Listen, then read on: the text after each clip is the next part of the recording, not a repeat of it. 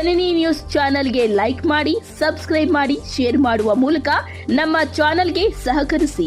ಹೆಚ್ಚಿನ ಮಾಹಿತಿಗಾಗಿ ಸಂಪರ್ಕಿಸಿ ಹರಿಚಿನ್.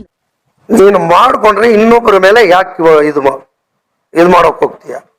ಸಂಪಂಗಿ ಅವ್ರದ್ದು ಅದಿದೆ ಇದಿದೆ, ರೂಪಮ್ಮಂದು ಅದಿದೆ ಇದಿದೆ, ಅವ್ರ ಕೆಲಸ ಅವ್ರಿಗಿದೆಯಪ್ಪ, ಅವ್ರು ಮಾಡ್ಕೊಂಡು ಹೋಗ್ತಾರೆ. 4 ಊರಿಗೆ ಓಡಾಡಿ 4 ಜನಕ್ಕೆ ಇದು ಮಾಡಿಬಿಟ್ಟಾಗ ನಾನೇ ವೀರನು ಅಂದ್ರೆ ನಿನಗಿಂತ ವೀರನವ್ರೆ. ಮಾತಾಡೋದು ತುಂಬಾ ತಪ್ಪು. ಇದಕ್ಕೆ ಮೊದಲು ನಿಂದ ಏನೇನಿದೆ ನೀನ್ ತಿಳ್ಕೊ. ಇನ್ನು ನಾವು ಬೀದಿನಲ್ಲಿ ಬಂದು ಮಾತಾಡೋದು ಬೇಡ. ಇದಕ್ಕೆ ಅಲಗಿಗಳು ಓಡಿಸಿ ನೀನ್ ಚೋಲ್ಟ್ರಿನಲ್ಲಿ ಮೀಟಿಂಗ್ ಮಾಡಿ ನ್ಯಾಯ ಕೊಡಿಸ್ತೀನಿ ಅನ್ನೋದು ಬೇಡ. ನಿನಗಿಂತ ಮುಂಚೆನೆ ನಾವು ಅಲಗಿಗಳು ಓಡಿಸಿದ್ದೀವಿ, ಅದು ಓಡಿಸೋದು ಬಿಟ್ಬಿಟ್ಟಿದ್ದೀವಿ. ಆಮೇಲೆ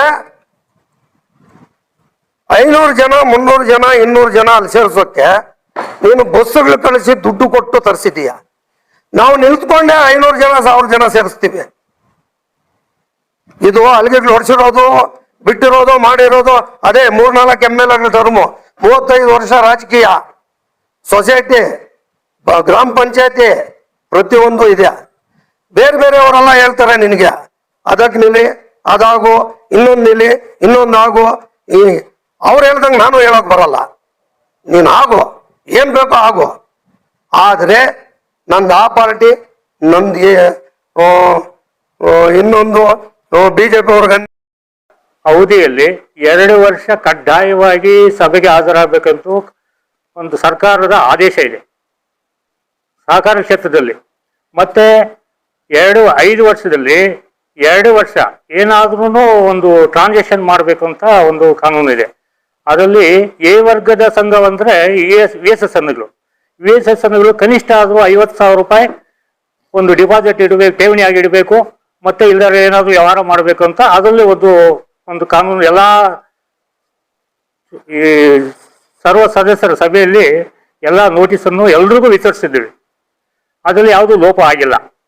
ಎರಡನೇದಾಗಿ ಬಿ ವರ್ಗದ ಸದಸ್ಯರು ಅಂದ್ರೆ ಬಿ ಶೇರ್ ಹೋಲ್ಡರ್ಸ್ ಕನಿಷ್ಠ ಆದರೂ 2,000 ರೂಪಾಯಿ ವ್ಯವಹಾರವನ್ನು ಮಾಡಬೇಕು, ಇಲ್ಲ ಕನಿಷ್ಠ ಠೇವಣಿಯಾಗಿ ಅಂತ ಇಡಬೇಕು ಅಂತೇಳಿ ನಾವು ಆಲ್ರೆಡಿ ನೋಟಿಸಲ್ಲಿ ಎಲ್ಲ ನೋಟಿಸಲ್ಲಿ ಅಥವಾ ಸಹಕಾರಿ ಕ್ಷೇತ್ರ ಅಂತ ಗ್ರಾಮ ಪಂಚಾಯತ್ ಇದು ಸಹಕಾರಿ ಇದು ಮಿಲ್ಕ್ ಡೈರಿಯಿಂದ ಹಿಡಿದು VSS ನಿಂದ ಹಿಡಿದು PLD ಬ್ಯಾಂಕ್ ಅವರು ಎಲ್ರಿಗೂ ಒಂದೇ ಕಾನೂನಲ್ಲಿ ಇದು ಆದೇಶ ಆಗಿರೋದು.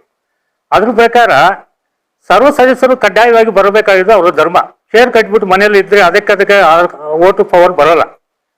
ಇದು ಸಹಕಾರ ಕ್ಷೇತ್ರ ಏನಾಗಿದೆ, ಸತ್ತಿದೆಯಾ ಬದುಕಿದೆ ಅಂತ ಕನಿಷ್ಠ ಆದರೂ ಒಂದು ಸಭೆಗೆ ಬರಬೇಕು. ಅವರು ಬಂದಿದ್ದಲ್ದೇನು ಮತ್ತೆ ಅಲ್ಲೇನಾದ್ರೂ ವ್ಯವಹಾರ ಮಾಡಬೇಕು.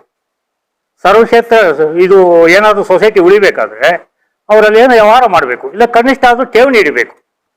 ಆ ಠೇವಣಿ ಇಲ್ಲದೆ ಇದ್ರೆ ಅವರು ಸದಸ್ಯತ್ವ ಹಂಗೆ ಮುಂದುವರಿತದೆ. ಅದೇ ಆ ಒಂದು ವರ್ಷದಲ್ಲಿ ಮತಕ್ಷೇತ್ರಕ್ಕೆ ಒಂದು ವೋಟ್ ಪವರ್ ಇರೋಲ್ಲ. ಆದ್ದರಿಂದ ದಯವಿಟ್ಟು ಎಲ್ಲರೂ ಶೇರ್ ಸದಸ್ಯರು ಇದು ಒಂದೇ TAPMC ಒಂದೇ ಅಲ್ಲ, PLD ಬ್ಯಾಂಕ್ ಆಗ್ಬೋದು, VSS ಕ್ಷೇತ್ರ VSS ಸಹಕಾರಿ ಸಂಘ ಆಗ್ಬೋದು, ಮತ್ತೆ ನಮ್ಮ ಸ್ವಂತ ಹಳ್ಳಿಯಲ್ಲಿ ಒಂದು ಮಿಲ್ಕ್ ಡೈರಿ ಕೂಡ ಅದೇ ಕಾನೂನೇ ಇರೋದು. 180 ದಿವಸ ಹಾಲು ಹಾಕಬೇಕು, 2 GBM ಅಟೆಂಡ್ ಆಗಬೇಕು, ಅದು ಕಡ್ಡಾಯ ಆಗಿದೆ. 2 GBM ಬಂದಿಲ್ಲ ಅಂದ್ರೆ ಅವರು ಅನರ್ಹತೆ ಆಗ್ತಾರ ಪಟ್ಟಿಯಲ್ಲಿ ಸೇರಿಸ್ತಿರ್ತಾರೆ. ಇವಾಗ ಇಲ್ಲಿ ಕನಿಷ್ಠ ಆದರೂ ನಿನ್ನೆ ಒಂದು ಪ್ರೆಸ್ ಮೀಟ್ ಮಾಡಿದ್ದಾರೆ, ಒಂದು ಸಭೆ ಮಾಡಿದ್ದಾರೆ. ಎಲ್ಲ ಬುದ್ಧಿವಂತರೇ, ಅದರಲ್ಲಿ ಯಾರು ದಡ್ರಿಲ್ಲ. ಇಲ್ಲಿ ಶೇರ್ ಕಟ್ಟಿರುವಂತ ಮುಂದೆ 5 ವರ್ಷದಲ್ಲೇ ನಿಲ್ತಿರ್ತಕ್ಕಂಥ ಎಲೆಕ್ಷನ್ ಕಂಟೆಸ್ಟ್ ಮಾಡಿರೋರೆ, ಬೇರೆಯವರು ಯಾರು ಇಲ್ಲ. ಏನೋ ಸಾಮಾನ್ಯ ಜನ, ಮುದುಕರು ಮತ್ತು ಹೆಂಗಸರು, ಅವ್ರಿಗೇನು ಎಜುಕೇಶನ್ ಇಲ್ಲ, ಅವ್ರಿಗೆ ಗೊತ್ತಿಲ್ಲ ಅಂತವ್ರು ಇದ್ರೆ ಅವ್ರು ಬೇಕಾದ್ರೆ ನಾವು ಹೇಳ್ಬೋದಾಗಿತ್ತು. ಎಲ್ಲ ಈ 5 ವರ್ಷದಲ್ಲಿ ಎಲೆಕ್ಷನ್ ನಿಲ್ತಿ ಕಂಟೆಸ್ಟ್ ಮಾಡಿ ಮತ್ತೆ ಎಲ್ಲ ಸಹಕಾರ ಕ್ಷೇತ್ರ ಡಿಸ್ಟಿಕಲ್ಲಿ ತಾಲೂಕು ಲೀಡರ್ಗಳಿದ್ದಾರೆ, ಅದರಲ್ಲಿ ಡಿಸ್ಟಿಕ್ ಲೀಡರ್ಗಳಿದ್ದಾರೆ. ಅವ್ರಿಗೆ ಎಲೆಕ್ಷನ್ ಅಂದ್ರೆ ಏನು ಅಂತ ಈ ಸದಸ್ಯತ್ವ ಅಂದ್ರೆ ನೋಟಿಸ್ ಬರಲ್ಲ ಅಂತ ಒಂದು ಕಾನೂನು ಹೇಳ್ತಾರೆ. ನೋಟಿಸ್ ಬರ್ದರಿದ್ರೆ 1ನೇ ವರ್ಷದಲ್ಲಿ ಕನಿಷ್ಠ 350 ಜನ ಸೈನ್ ಮಾಡಿದ್ದಾರೆ ಬಂದು GBMಗೆ. ನೋಟಿಸ್ ಬರ್ದರಿಂದ GBM ಹಿಂಗ್ ಸಿಗ್ನೇಚರ್ ಮಾಡಿದ್ರು. 2ನೇ ವರ್ಷದಲ್ಲಿ 280 ಜನ 6 ಜನ ಮಾಡಿದ್ದಾರೆ. 3ನೇ ವರ್ಷದಲ್ಲಿ ಬಂದು 150 ಜನ ಮಾಡಿದ್ದಾರೆ. 5ನೇ ವರ್ಷದಲ್ಲಿ 170 ಜನ ಸಿಗ್ನೇಚರ್ ಮಾಡವ್ರೆ. ಅದು ಕರ್ತವ್ಯ ಅವ್ರದ್ದು. ಬರ್ದೇ ಇದ್ರೆ ಮನೇಲಿ ಎತ್ಕೊಂಡ್ಬಂದು ಯಾರು ಮಾಡೋಕೆ ಸಭೆಯಲ್ಲಿ ಕರ್ಕೊಂಡ್ಬಂದು ಕೂಡ್ಸಕ್ಕಾಗಲ್ಲ. ನೋಟಿಸ್ ಕಳಿಸ್ಬೇಕು, ನೋಟಿಸ್ ಕಡ್ಡಾಯವಾಗಿದೆ, ಕಂಡೀಷನ್ಸ್ ಹಾಕಿದ್ವಿ ನೋಟಿಸಲ್ಲಿ. ಅದ್ರ ಪ್ರಕಾರ ಎಲ್ಲ ಮನವರಿಕೆ ಮಾಡಿ ಅವರು ಸಭೆಗೆ ಬರಬೇಕಾದ ಜವಾಬ್ದಾರಿ ಆ ಶೇರ್ ಹೋಲ್ಡರ್ಸ್. ಬೇರೆಯವರು ಯಾರು ಇದು ಹೇಳ್ಕೊಡೋದಿಲ್ಲ. ಸಭೆ ನೋಟಿಸ್ ಕಳಿಸಿದ ತಕ್ಷಣ ಅದನ್ನು ಸರಿಯಾಗಿ ಓದಬೇಕು. ಓದಿದ್ರೆ ಅದು ಕಾನೂನಾತ್ಮಕವಾಗಿ ಎಲ್ಲ ಆ ವಿಷಯ ಗೊತ್ತಾಗ್ತದೆ. ಇದು ನೆಗ್ಲಿಜೇಷನ್ ಮಾಡಿಬಿಟ್ಬಿಟ್ಟು ಇವತ್ತು ಅನರ್ಹ ಪಟ್ಟಿಯಲ್ಲಿ ಒಂದು ನೋಟಿಸ್ ಕಳಿಸಿದ್ದಕ್ಕೆ ಫೈನಲ್ ಆಗಿ ಇವಾಗ ಎಚ್ಚರಿಕೆ ಬಂದರೆ ಅದು ಪ್ರಯೋಜನ ಆಗೋದಿಲ್ಲ. ನಮಗೊಂದು ಕಾನೂನು, ಇದು ಮಿಲ್ಕ್ ಡೈರಿಗೊಂದು ಕಾನೂನು, VSSN ಒಂದು ಕಾನೂನು, PLD ಒಂದು ಕಾನೂನು ಯಾವುದೂ ಇಲ್ಲ. ನಮ್ದು PLD ಬ್ಯಾಂಕಲ್ಲಿ ಇತ್ತು, ಬರೀ ಶೇರ್ ಇತ್ತು. ಟ್ರಾನ್ಸಾಕ್ಷನ್ ತಕ್ಕ ನಮ್ಮದೇ ಒಂದೆರಡು ಹೋದ ವರ್ಷ ನಮ್ಗೆ ಎಲೆಕ್ಷನ್ಗೆ ಓಟಿಗೆ ಅರ್ಹತಾ ಪಟ್ಟಿಯಲ್ಲಿ ಸೇರಿಸ್ಬಿಟ್ರು. ನಾವೇನೂ ಮಾಡೋಕ್ಕಾಗಲ್ಲ. ಇದರಲ್ಲಿ ನಮ್ಮ ಮನೆಯಲ್ಲೇ 3 ಜನದ್ದು ಇಲ್ಲ ಈ ಸಲ. ಆದರೆ ನಾವು ನೆಗ್ಲಿಜೇಷನ್ ಇರ್ಬೋದು ಅನಿಸ್ತದೆ. ನಾನು ಹೇಳಿದ್ದೆ, ನಮ್ದೆಲ್ಲ ಬಂಗಾರ ಪಟ್ಟಿಯಲ್ಲಿ ನಾವೆಲ್ಲ ಡಿಪಾಸಿಟ್ ಮಾಡಿದ್ವಿ, ಅದು ಟ್ರಾನ್ಸಾಕ್ಷನ್ ಆಗಿದೆ, ಅದರಿಂದ ನಮ್ದು ಉಳ್ಕೊಂಡಿದೆ. ಇದು ಕಾನೂನಾತ್ಮಕವಾಗಿ ಮಾಡಿರೋದು ಸರಿ ಅಂತ ನಮ್ಮ ಭಾವನೆ. ಅವರು ಉದ್ದೇಶಪೂರ್ವವಾಗಿ ಏನೇನು ಇವನ ಉದ್ದೇಶ ಮಾತನಾಡಿದ್ರು ಅನ್ನೋದು ನಮಗೂ ಸರಿಯಾಗಿ ಗೊತ್ತಿಲ್ಲ. ಅದೇ ಕಾನೂನು ಚೌಕಟ್ಟಲ್ಲಿ ನಮ್ಮ ಈ ಸಹಕಾರಿ ತಿದ್ದುಪಡಿ ಬಂದಿರೋದ್ರ ಪ್ರಕಾರ ಇದು ಮಾಡಿರೋದು ಸರಿ ಅಂತ ಅನಿಸ್ತದೆ ನಮಗೆ.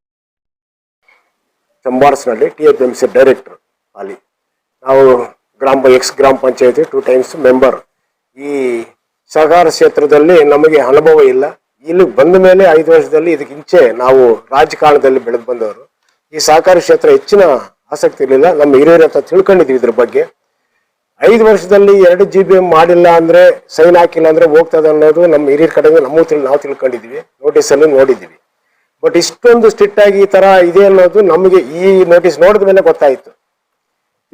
ಇದು ಪರಿಪಾಲನೆ ಮಾಡಬೇಕಾದ್ರೆ ನಮ್ಮ ಡೈರೆಕ್ಟರ್ಗಳೆಲ್ಲ ಸೇರಿ 5 ವರ್ಷದಲ್ಲಿ ಒಂದು 9 ಪೈಸೆ ಬಂದಿಲ್ಲ ಸರ್ಕಾರದಿಂದ. ಇದನ್ನ ಸಂಬಳ ಕೊಡೋದು, ಬಿಲ್ಡಿಂಗ್ ಕಟ್ಟೋದು, ಬಾಡಿಗೆ ಕಟ್ಟೋದು, ಕರೆಂಟ್ ಬಿಲ್ ಕಟ್ಟೋದು, ಎಲ್ಲ ವ್ಯವಸ್ಥೆನೂ ಈ ಡೈರೆಕ್ಟರ್ಗಳನ್ನು ಪ್ರೆಸಿಡೆಂಟೇ ಮಾಡಿ ಹೆಚ್ಚಿನ ಇದರಲ್ಲಿ ಮಾಡಿ ಕೆಲಸ ಮಾಡಿದ್ದಾರೆ. ಇದರಲ್ಲಿ ಸರ್ಕಾರದಿಂದ ಯಾವುದೇ ಹಣ ಬರ್ದಿದ್ರು ಸಹಿಸ್ಕೊಂಡು ಕಷ್ಟಪಟ್ಟು ಎಳ್ಕೊಂಡ್ ಬಂದಿದ್ದಾರೆ. ಇದರಲ್ಲಿ ಮೋಹನ್ ಕೃಷ್ಣ ಯಾಕೋ ಏನೋ ಗೊತ್ತಿಲ್ಲ, ಇದನ್ನ ರಾಜಕಾರಣಕ್ಕೆ ಎತ್ಕೊಂಡ್ಬಂದು ಬಿಡ್ತಾ ಇದ್ದಾರೆ. ಇದು TAPMC ಒಂದು ಸಹಕಾರ ಕ್ಷೇತ್ರ ರೈತರದು. ಇದು ರಾಜಕಾರಣ ಬೆಳೆಸೋದು ಬೇಡ, ಮಾಡಲೂಬಾರ್ದು ಅಂತ ನಾವು ಪದೇ ಹೇಳಿದ್ವಿ. ಅವ್ರು ಇದನ್ನ ರಾಜಕೀಯ ಬೆಳೆಸ್ಬೇಕು ಅಂತ ಮೋಹನ್ ಕೃಷ್ಣ ಬಹಳ ಆಸಕ್ತಿಯಿಂದ ರಾಜಕೀಯ ಮಾಡಿ ಜನಗಳಿಗೆ ದುಡ್ಡು ಕೊಟ್ಟು ಎಲ್ಲ ಊರಿಗೂ ಬಸ್ ಕಳಿಸಿ ಇವು ಷೇರ್ದಾರರು ಅಲ್ದಿರ ಬೇರೆಯವ್ರನ್ನೆಲ್ಲಾನು ಕರ್ಕೊಂಡ್ಬಂದು ಇವರು ಮೆರವಣಿಗೆ ಮಾಡಿ ಇವ್ರು ಏನೋ ದೊಡ್ಡ ಇದು ಮಾಡ್ದಂಗೆ ಒಂದು MLA ಇದು ಮಾಡೋ ಮಾಡಿ ಈ ಸಹಕಾರ ಕ್ಷೇತ್ರನ ರಾಜಕಾರಣ ಮಾಡಿದೆ. ಈ ಸಹಕಾರ ಕ್ಷೇತ್ರ ಯಾವುದೇ PLD ಬ್ಯಾಂಕ್ ಇರ್ಬೋದು, VSS ಇರ್ಬೋದು, ಈ ರೀತಿಯಲ್ಲಿ ಜನಗಳು ರೈತರು ಒಲೆಯೊಬ್ಬಿಸಿ ಕರ್ಕೊಂಡ್ಬಂದು ಜನಗಳು ಯಾವಾಗಲೂ ಈ ತರ ಮಾಡಿದ್ದು ಎಲ್ಲಿ ಯಾರು ಇಲ್ಲ, ಹಿಸ್ಟ್ರಿಯಲ್ಲಿ ಇಲ್ಲ. ಇವ್ರು ಈ ರಾಜಕೀಯ ಮಾಡೋದಕ್ಕೋಸ್ಕರ ಎಲ್ಲರೂ ಕರ್ಕೊಂಡ್ಬಂದು ಬೇರೆದು ಯಾವ್ದು ಸಿಗಲ್ಲ ಅಂತ ಈ ಒಂದನ್ನು ಮುಂದಿಟ್ಕೊಂಡು ಇಷ್ಟೊಂದು ದೊಡ್ಡ ರಾಪ ಅಂತ ಮಾಡಿ ಇದನ್ನ ರಾಜಕೀಯ ಬೆಳೆಸಿ ಆತ್ಮನ ಈಗಲೇ MLA ಆದಂಗೆ ಆತ್ಮ ಇದು ಮಾಡ್ತಾ ಇದ್ದಾನೆ. ಪಾಪ ಇರ್ಲಿ, ಆತ್ಮಗೆ ದೇವ್ರು ಒಳ್ಳೇದು ಮಾಡ್ಲಿ ಅಂತ. ಇದು ರಾಜಕಾರಣ ಮಾಡಿದಿರೋ ಯಾವುದ್ರಲ್ಲಿ ರಾಜಕಾರಣ ಮಾಡಬೇಕು ಅದರಲ್ಲೇ ಮಾಡಬೇಕು. ಸಾವನ ಮನೆಯಲ್ಲಿ ಹೋಗೋದು ರಾಜಕಾರಣ ಮಾಡೋದು, ಬಡವರು ಏನಾದ್ರು ತೊಂದರೆ ಇದ್ರೆ ಅವ್ರ ಮನೇಲಿ ಹೋಗಿ ರಾಜಕಾರಣ ಮಾಡೋದು, ಇದು ಬಿಟ್ಟು ಜನಗಳಿಗೆ ಸ್ಪಂದನೆ ಕೊಟ್ಟು ನೀನು ಒಳ್ಳೆ ಕೆಲಸ ಮಾಡಿ ನೀನು ರಾಜಕಾರಣಕ್ಕೆ ಬಾಪ ಅಂತ ನನ್ನ ಒಂದು ಮಾತು. ನಮ್ದು ಅಂಕಟಳ್ಳಿ TAPMC ಉಪಾಧ್ಯಕ್ಷರು. ಈಗ ಕೃಷ್ಣಮೂರ್ತಿ ಅಣ್ಣ ನಾನ್ ಸೋಮಣ್ಣ ಹೇಳವ್ರೆ, ಇದು ಮೊದಲೇ ಸುಮಾರು ಒಂದು 15 ದಿವಸದಿಂದ ಈ ಕಡೆ ಸ್ವಲ್ಪ ಗಲಾಟೆಗಳು ನಡೀತಾನೆ ಇರ್ತಾ ಇತ್ತು. ಷೇರ್ದಾರರು ಬಂದು ಅದೇನೋ ಅಬ್ಜೆಕ್ಷನ್ನು ನೋಟಿಸ್ ಕೊಟ್ಟರು, ಅದನ್ನು ನಾವು DR ಕಳಿಸಿದ್ದೀವಿ. ಈಗ ಈ ಮೋಹನ್ ಕೃಷ್ಣ ಅವರು ನಿನ್ನೆ ರೈತರದು ಅನ್ಯಾಯ ಆಗಿದೆ, ರೈತರದೆಲ್ಲ ವೋಟಿಂಗ್ ಪವರ್ ತೆಗೆದವ್ರೆ ಅಂತೇಳಿ ನಿನ್ನೆ ಏನೋ ಪಾಪ ಅಲಿಗೆಗಳು ಓಡಿಸ್ಕೊಂಡು ಮೆರವಣಿಗೆ ಮಾಡಿಸಿ ಚೌಲ್ಟ್ರಿನಲ್ಲಿ ಇದು ರೈತರದ್ದು ಮೀಟಿಂಗ್. ಈ ರೈತರ ಮೀಟಿಂಗಲ್ಲಿ ನಮ್ಮ ಷೇರುದಾರರು 15ರಿಂದ 20 ಜನ 25 ಜನ ಅಂತ ಅಲ್ಲಿಗೆ ಹೋಗಿರೋರೇ ಬಂತ ಹೇಳಿದ್ರು. ಪಕ್ಕದಲ್ಲಿ ಆ ಕಡೆ ಈ ಕಡೆ ಬರ್ತಾ ಇರೋವರಲ್ಲ, ಏ ಬಾಪ ನೀನು ನಿಂದು ಸೇರು ನಮ್ಮ ಇದರಲ್ಲಿ ಸೇರಿದೆ ಅಂದ್ರೆ, ಇಲ್ಲಣ್ಣ ಇಲ್ಲ, ಅವ್ರು ಕರೆದ್ರು. ಏನಕ್ಕೆ ಕರೆದ್ರು ಅಂದ್ರೆ 500 ರೂಪಾಯಿ ಕೊಡ್ತೀವಿ ಬರೋಕೆ ಹೇಳಿದ್ರು ಅಂತೇಳಿ ಅವರು ಹೇಳಿದ್ರು. ಈಗ ಏನು ಅಂದ್ರೆ ನಮ್ಮ ಷೇರುದಾರರಿಗೆ ನಾವು ಏನೇನು ಡೈರೆಕ್ಷನ್ ಕೊಡಬೇಕು ಕೊಟ್ಟಿದ್ದೀವಿ.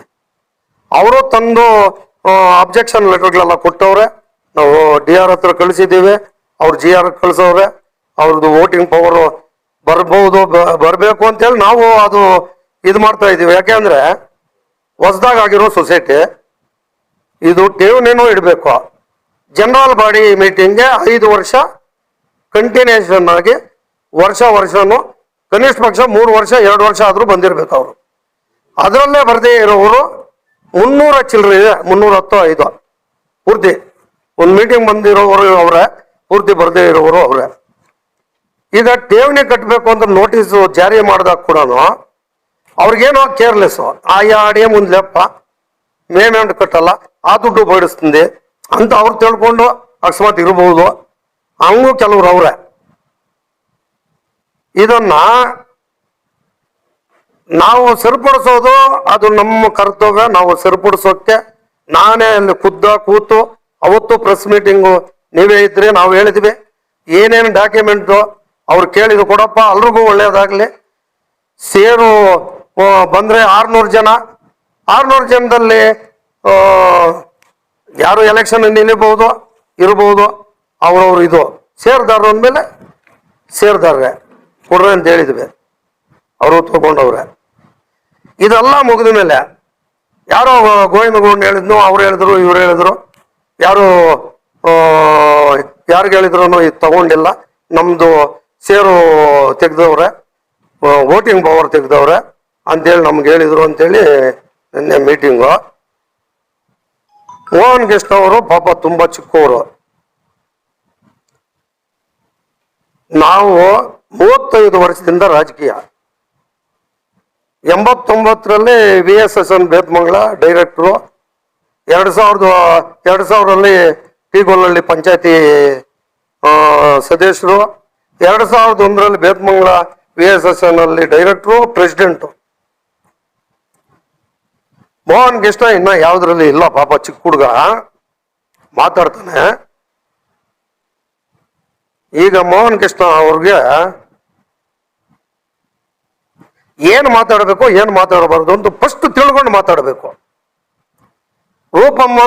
ರೂಪಕ್ಕ ಅಂತಾನೆ, ಸಂಪೆಂಗಣ್ಣ ಅಂತಾನೆ, ಅದೇನೋ ನಮಸ್ಕಾರನೂ ಅಂತಾನೆ. ಆಮೇಲೆ ಹೆಂಗ್ ಬೇಕೋ ಹಂಗೆ ಮಾತಾಡ್ತಾನೆ.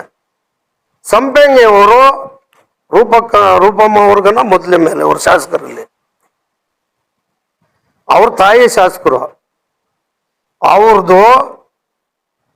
ಅವ್ರ ಮಿಸ್ಸಸ್ದು ಖಾತಾದಾರರು, ಮಗಳು ZP ಮೆಂಬರು, ಅವರು ಖಾತಾದಾರರು, ಮಗ ಖಾತಾದಾರನು, ತಾಯಿನೂ ಖಾತಾದಾರರು, ಇಲ್ಲಿರೋ ಜಮೀನು.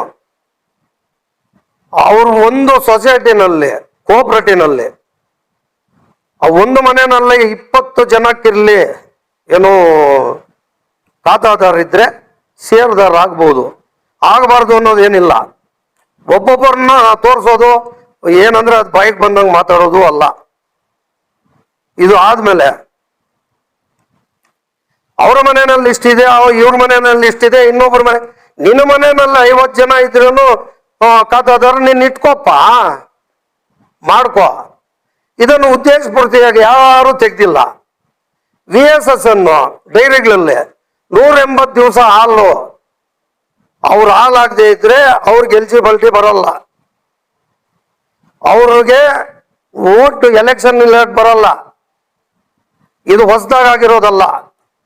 ಆಮೇಲೆ PLD ಬ್ಯಾಂಕ್ ಅಲ್ಲಿ 3 ರಿಂದ 3.5 ಸಾವಿರ ಷೇರುದಾರ ತೆಗೆದ್ರು, ಇದು ವೋಟಿಂಗ್ ಪವರ್ ತೆಗ್ದಾಕಿದ್ರು. ಓಟು ಇಲ್ಲ ಅವ್ರಿಗೆ. ಅವತ್ತೇನ್ ಮಾಡಿದೆ ಮೋಹನ್ ಕೃಷ್ಣ ಅವರೇ, ನೀವು ಏನ್ ಮಾತಾಡ್ದೆ, ಏನೇನಾಗಿತ್ತು, ನಿನ್ನ ಹತ್ರ ದುಡ್ಡಿದೆ ಅಂತ ಹೇಳ್ಬಿಟ್ಟು ರೈತರಿಗೆ ತೊಂದರೆ ಆಗಿದೆ, ನಾನು ಅದು ಮಾಡ್ತೀನಿ ಇದು ಮಾಡ್ತೀನಿ. ಏನು ಮಾಡೋದು ನೀನು? ದುಡ್ಡು 500 ಕೊಡೋದು, ಜನಗಳಿಗೆ ಸೇರಿಸೋದು, ಅಲ್ಲಿಗೆ ಓಡಿಸೋದು. ಇದಕ್ಕೆ ಮೊದಲು ನಾವು 35 ವರ್ಷದಿಂದನೂ ನಾನು ಮೊದಲಿಂದ ಕಾಂಗ್ರೆಸ್ ಸಿ ವೆಂಕಟೇಶಪ್ಪನವ್ರ ಕಾಲದಿಂದ, ಅದಕ್ಕೆ ಮೊದಲಿಂದಾನು ಈ 3-4 MLAಗಳ ಹತ್ರನೂ ನಾವು ಬೆಳೆದು ಬಂದಿರೋರು. ನಾವೇನು ಅನ್ನೋದು ಅವ್ರಿಗೂ ಗೊತ್ತು. ಒಂದು 15 ವರ್ಷದಿಂದ ಬಿಜೆಪಿಗೆ ಹೋಗಿದ್ದೀವಿ, ಸಂಪಂಗಿ ಅವ್ರ ಕಡೆ ಇದ್ದೀವಿ. ಅವರು MLA ಆಗಿ ಕೆಜಾಬ್ ಕ್ಷೇತ್ರದಲ್ಲಿ ಎಲ್ಲಿಂದ ಯಾವ ಮೂಲೆಯಿಂದ ಯಾವ ಮೂಲೆವರೆಗೂ ಎಲ್ಲಿ ತೊಂದರೆ ಇದೆ ಅಲ್ಲಿ ಏನು ಸರಿಪಡಿಸ್ಬೇಕು, ಏನು ಅಭಿವೃದ್ಧಿ ಮಾಡಬೇಕು ಅವರು ಮಾಡ್ಕೊಂಡ್ ಬಂದವ್ರೆ.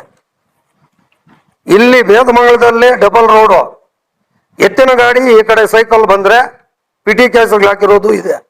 ಅಂಥದ್ದು ಹೊಡೆದು ಡಬಲ್ ರೋಡ್ ಮಾಡವ್ರೆ. ಅವ್ರದ್ದು ಒಂದು ಇತಿಹಾಸ ಇದೆ.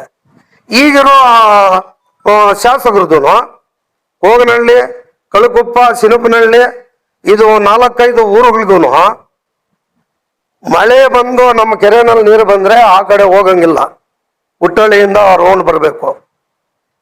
ಆ ಹಳ್ಳಿಗಳವ್ರು ಆಯಮ್ಮನ ಬೇಯ್ದಾಗ ಆಯಮ್ಮನ ಮಾತು ಕೊಟ್ಟು ಆ ಬ್ರಿಡ್ಜ್ ಮಾಡವ್ರೆ. ಆರಾಮ್ಸೆ ಹೊಸದಾಗಿ ತಂದವ್ರೆ. ಅವ್ರೇನೋ ಅಲ್ಲಿ ಕೆಲಸ ಮಾಡ್ತವ್ರೆ, ಅವ್ರ ಕೆಲಸ ಅವ್ರು ಮಾಡ್ತಾರೆ. ಇದರಲ್ಲಿ ಮಿಂಗಲ್ ಅಂದ್ರೆ ಏನ್ ಮಿಂಗಲ್ಲು? ಬಿಜೆಪಿ ಅಂದ್ಮೇಲೆ ಬಿಜೆಪಿ. ಆ ಬಿಜೆಪಿನಲ್ಲಿ ಅಶ್ವಿನಿಗೆ ಸಿಟ್ಟು ಕೊಟ್ರು. ಅದ್ಯಾವ್ದದು ಶಾಂತಿಪುರ ಚೌಲ್ಟ್ರಿ, ಯಾರು ಓಟು ಹಾಕ್ಬೇಕು ಅಂತ ಮೀಟಿಂಗ್ ನಡೆಸವ್ರೆ. ಕೃಷ್ಣಗಿರಿ ರೆಸಾರ್ಟ್ಗಳಲ್ಲಿ ಮೀಟಿಂಗು, ಕುಪ್ಪಮಲ್ಲಿ ಮೀಟಿಂಗು, ಬಿಜೆಪಿನೇ ಹಾಳು ಮಾಡ್ಬಿಟ್ರು. ಆಮೇಲೆ ಯಾರೋ ಮುನ್ಸಾಮಣ್ಣ ನೀನ್ ಸರ್ ಮಾಡು. ಏನು ಮುನ್ಸಾಮಣ್ಣ ಸರ್ ಮಾಡೋದು? ಮುನ್ಸಾಮಣ್ಣ ಸರ್ ಮಾಡಿದ್ದು ಆಯ್ತು. ಇಲ್ಲಿ ಬಿಜೆಪಿ ಕಾರ್ಯಕರ್ತರು ನೋವು ಪಟ್ಟಿರೋದು ಆಗಿದೆ.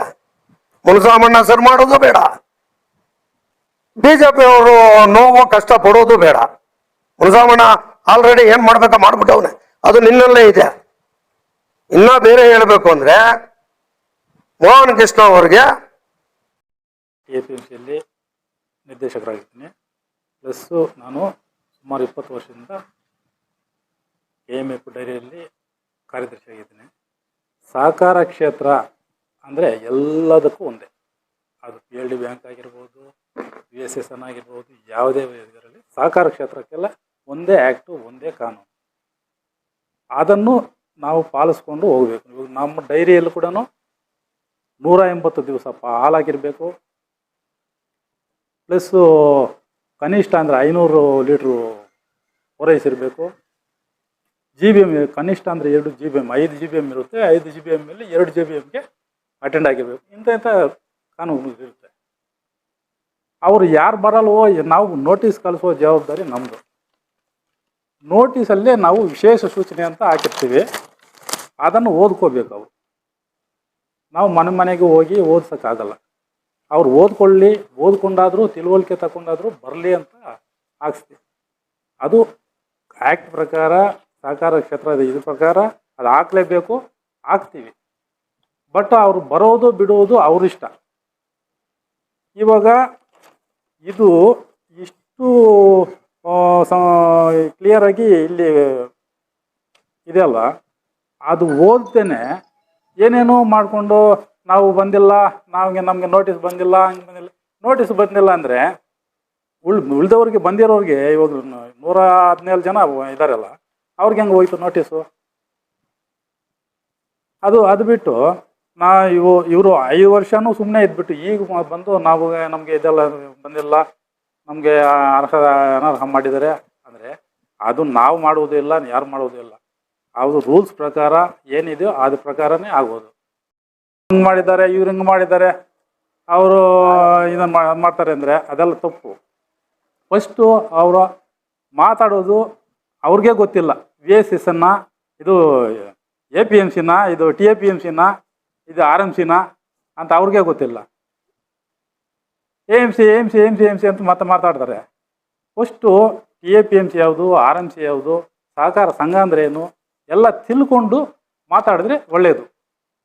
ಯಾಕೆಂದರೆ ಸುಮ್ಮನೆ ಜನರನ್ನು ಏನೇನೋ ಹೇಳಿ ದಿಕ್ಕು ತಪ್ಪಿಸಿ ಅವರನ್ನು ತಂದು ಪಾಪ ರಾದ್ಧಾಂತ ಮಾಡಿಕೊಂಡು ಇದೆಲ್ಲ ಮಾಡೋ ಬದಲು ಫಸ್ಟು ಅವ್ರು ತಿಳ್ಕೊಳ್ಳಿ ಸಹಕಾರ ಕ್ಷೇತ್ರ ಅಂದರೆ ಏನು, ಸಹಕಾರದಲ್ಲಿ ಏನೇನು ಇದೆ ಆ ಕಾನೂನುಗಳನ್ನು ಅವರೆಲ್ಲ ಓದ್ಕೊಂಡು ತಿಳುವಳಿಕೆ ತಗೊಂಡು ಇನ್ನೊಬ್ರು ಕೇಳಬೇಕು. ಅವ್ರಿಗೆ ಗೊತ್ತಿಲ್ಲ, ಇನ್ನೊಬ್ರಿಗೆ ಹೇಳಕ್ಕೆ ಬರ್ತಾರೆ ಅವರು. ಇದೆಷ್ಟು ಸರಿ?